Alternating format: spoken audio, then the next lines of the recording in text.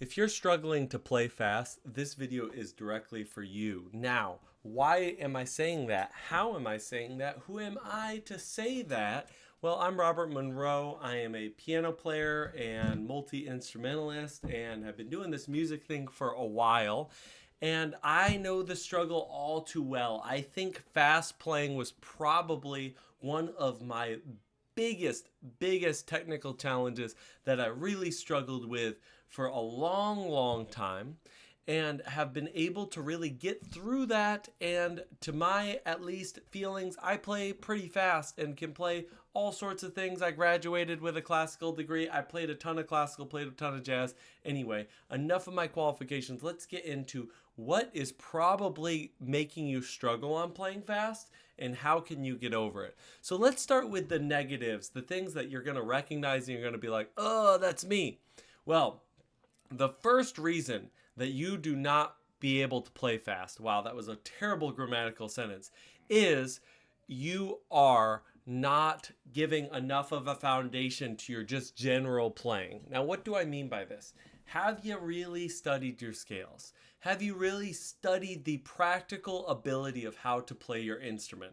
We are in 2024. There's YouTube, there's all these resources. There are hundreds of years for every single instrument on how to play it best. If you have not gone out and seeked out that information, then you are doing yourself a massive disservice. Yes, I know you're going to just intuit it and you want it to be free and lovely and amazing. Wonderful.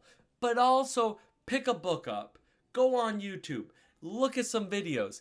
If you're not seeking out knowledge, you're not prioritizing the expert opinions, whether they be right or wrong. Some of the stuff is going to be great, some of it's going to be trash. I'm just being honest with you. Then you're not really doing what you need to do. So that is first and foremost. Now, going on to part two of that same idea of not laying that foundation, technical work, scales. You have to play your scales. You have to do the basic work if you want to play fast. I don't care if you're talking about playing fast in a song. I don't care if you're talking about playing fast in exercise or improv. You got to do the work. You got to play the scales. If you cannot play, for example, on piano, a C major scale at 120 BPM at 16th notes, then how in the world are you planning to improvise bebop at 140 BPM? It's not going to happen. It's just not. So that's point number one. Here's the second point, and that is you're taking it too fast. What? What in the world? What are you talking about? I'm trying to play fast. Well, if you're trying to play fast, but you're taking it too fast, maybe with your significant other, no, I'm just kidding. We're talking about music. It doesn't matter. It's not going to work. Why? Well, you're actually practicing mistakes as you take it to the speed and you really push and you try to go and you go from there. It's going to cause issues. So what do I suggest? I suggest that you should always be practicing at a very slow tempo, at least some of the time, to really make sure and hone in on the little tiny movements.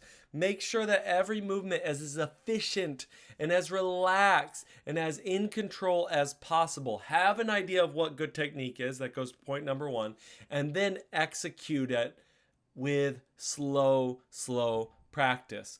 Now I'm going to completely paradoxically switch it around. If you're familiar with my videos, you know I always do this because it's just true. You've got one side of the coin that says take it too fast. You're taking it too fast. You need to take it slow. And then on the other side, you've got saying, hey, you're actually taking it too slow. What in the world? Yeah. You need to try to play things fast to learn how to play fast. This is something that I think nobody told me when I was younger, and it really frustrates me that it took so long for someone to mention this to me. It was from this book, The Perfect Wrong Note, where I first heard this practice. But to be honest, this is a key arsenal in the greatest musicians in the world, and that is they try things at the tempo or faster than the tempo that they're shooting for very early on in the learning process. And you go, that's a terrible idea. You're going to be making mistakes. You're going to be learning mistakes. But here's what they do.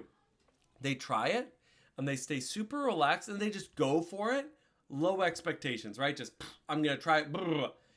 And guess what it's going to show you? It's going to show you exactly what needs to practice. Is your left hand lagging? Are you always missing a certain crossover? Is there one small section that you don't have very well? Are your fifth finger and your fourth finger holding you back? All these tiny little details that you can now take and hone in slow, dedicated practice to. Come on, focus again. There you go.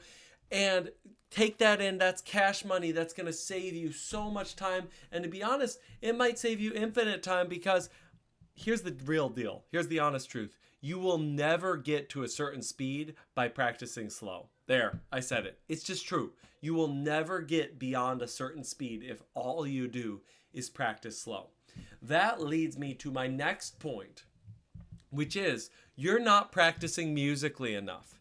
If you're always thinking of these things as technical challenges, then you will never, and I mean never, be able to play certain musical passages. They just do not function at a technical level. If you listen very closely, everybody is cheating them a little bit, you know. And I'm sure you're going to point out somebody like Marc-Andre Hamelin or Oscar Peterson as the kind of the, you know, counterexample, because there are freaks out there that just basically play everything perfect, every note you can hear perfectly. But that's not the norm. The norm is people phrase things musically, and we are so much more forgiving as an audience if we hear that musical phrase. We're not going to hear the little notes that are missing and, you know, the slight imbalances and the mistake there if we hear that musical phrase. Then we get to my final point, which is that you are too concerned with being perfect. If you're too concerned with being perfect, you're never really going to be able to get fast enough. What you want to try is you want to try almost randomness at the speed you're trying to get to. You're literally trying to just practice the very gesture. You know, you can think gesturally, like this is all just one thing. Think about like a hand wave, right? Let's say you're going to teach somebody how to wave their hand. Are you going to be like, first, raise your shoulder blade a certain amount, then put your elbow at this point, then move your wrist? No, you're going to have a robot handshake if you teach people that way. But that's somehow how we practice music. We're like, first, position your finger to this shape. Now play like this. No, it's all one thing. It's called a gesture. So that's what we're going to do when we're practicing. Now, I'm probably missing like 15, 20, 30 different things. Like I can think off the top of my head, eyes closed practice, chunks, so many other ways that you can get playing faster. But I hope that there were some nuggets in here that you can pull out and you can take and you can use. Thanks for watching. Comment if you've got any others that have helped you. Like the video, follow, share. It all really helps. Thanks so much.